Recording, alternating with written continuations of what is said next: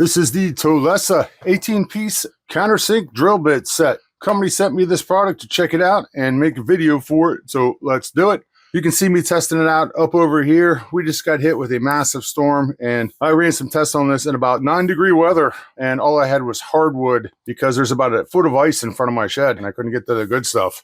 It arrived safely. Nice looking packaging. First off, it has a decent, sturdy feeling case, and the slider on here feels like it's going to last. I love that there's a clear top on this because I don't like it when you open a case and stuff falls out all over the place. You know, at least with the clear top, I can see what's going on inside of here before I open it up. Another thing I like about this case too is that these trays that the bits are in are removable, so you can move them around a little if you want. Actually, this tray was on the other side when I got it, and I arranged it, the way I wanted them. There's like a male-female thing going on here where they just slide into place, so that's neat. I like that. Also, the bottoms of the tray are cut in a hex pattern to match the bits, so it's easy to put the bits back in. You just kind of line it up and set it back in there, and they stay in there good. Whoops, look at that, got some sawdust. All right, so we have an 18-piece set, and according to the company, they are made from M2 high-speed steel with nitrated surface, so they should be durable, rust-protected, and somewhat wear-resistant. Obviously, this is going to depend on the hardness of the wood that you're drilling into. There are 5 4-flute tapered countersink bits. See, it tapers into a point there.